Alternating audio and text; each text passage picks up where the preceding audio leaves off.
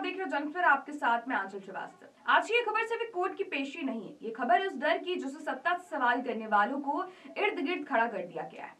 आजाद अधिकार सेना ने पूर्व आईपीएस अधिकारी और भ्रष्टाचार विरोधी कार्यकर्ता अमिताभ ठाकुर की वाराणसी स्पेशल सीजीएम कोर्ट में पेशी को लेकर गंभीर चिंता और कड़ी आपत्ति जताई है। संगठन का आरोप सीधा है कि सत्ता से सवाल करने की कीमत अमिताभ ठाकुर को राजनीतिक प्रतिशोध और दमन के रूप में चुकानी पड़ रही है। 18 दिसंबर 2025 की शाम लगभग 6:30 बजे देवरिया जिला कारागार से अमिताभ ठाकुर को कड़ी सुरक्षा के बीच वाराणसी सेंट्रल जेल लाया गया। ये यात्रा सिर्फ एक जेल से दूसरी जेल की नहीं थी, बल्कि ये ऐसे मानसिक दबाव की यात्रा थी जिसमें उन्हें तन्हाई बैरक की पूरी रात रखा गया। आजाद अधिकार सेना का दावा है कि इस दौरान वे पूरी रात बेचैनी में रहे और ठीक से सो भी नहीं पाए। अगले दिन 19 दिसंबर शाम लगभग 5 बजे के बाद स्पेशल सीजीएम कोर्ट में पेशी होती, लेकिन उससे पहले जो तस्वीर सामने आती है वो कई सारे सवाल छोड़ जाती है। पूरा कोर्ट परिसर मानो छावनी में तब्दील कर दिया गया। करीब 500 पुलिसकर्मी बुलेट प्रूफ जैकेट में तैनात, पहला मिलिट्री फोर्स डीसीपी काशीजोन की मौजूदगी। ये सब एक ऐसे व्यक्ति के लिए जो अदालत में पेश हो रहा है, न कि किसी आतंकी हमले के लिए।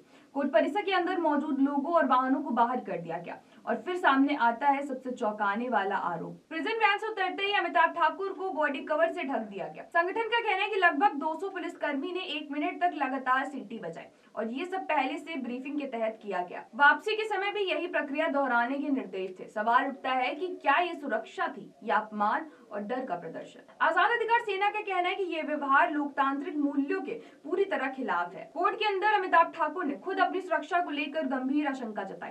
उन्होंने कहा कि देवरिया लौटते समय उनकी हत्या की साजिश हो सकती। इसी आधार पर उन्होंने वाराणसी जेल में रात्रि विश्राम की अनुमति मांगी, लेकिन अदालत ने इस मांग को स्वीकार नहीं किया। उन्हें देवरिया जेल वापस भेजने का आदेश दिया।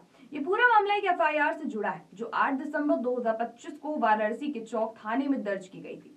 शिकायतकर्ता हिंदू युवा वाहिनी नेता और कफ सिरप तस्करी के संदिग्ध आरोपी बताए जा रहे हैं अम्बरीश सिंह भोला। एफआईआर का आधार 30 नवंबर 2025 को सोशल मीडिया पर डाला गया एक पत्र और वीडियो है। आरोप है कि इन पोस्ट के जरिए अमिताभ ठाकुर दंपत्ति ने शिकायतकर्ता की छवि धूमिल की, लेकिन आजाद अधिकार सेना इस कहानी को उल्टा बताती है। संगठन का दावा है कि अमिताभ ठाकुर उत्तर प्रदेश में कोडीन आधारित का सिरप जैसे फेंसिडिल और कोरेक्स की करोड़ों रुपए की अंतर्राष्ट्रीय तस्करी के सिंडिकेट का पर्दाफाश करने की तैयारी में थे। उन्होंने डीजीपी को पत्र लिखकर पूर्व सांसद धर्मजीत सिंह, अमित सिंह टाटा, आलोक सिंह सहित कई प्रभावशाली नामों की जांच की मांग की थी। साथ ही सुप्रीम कोर्ट में जनहित याचिका दाखिल करने की भी तैयारी चल रही थी। आजाद अधिकार सेना का कहना है कि इसका नतीजा है ये पूरा प्रकरण। संगठन ने मांग की है कि अमिताभ ठाकुर को तत्काल उच्च स्तरीय सुरक्षा दी जाए, उन पर लगाए गए सभी निराधार मामलों को वापस लिया जाए और कोडीन कफ सिरप तस्करी सिंडिकेट की निष्पक्ष और स्वतंत्रता जांच सीबीआई से कराई जाए। और अब सवाल जो सिर्फ अमिताभ ठाकुर का नहीं है, हम सबका है। क्या सत्ता से सवाल करना अपराध है? क्या भ्रष्टाचार के खिलाफ आवाज उठाना इतना बड़ा खतरा बन गया है? और क्या लोकतंत्र में सवाल पूछने वालों को इसी तरह चुप कराया जाएगा? तो ऐसी देश और दुनिया की बड़ी खबरों पर नजर रखने के लिए आप जुड़े रहिए जनखबर के साथ। नमस्कार।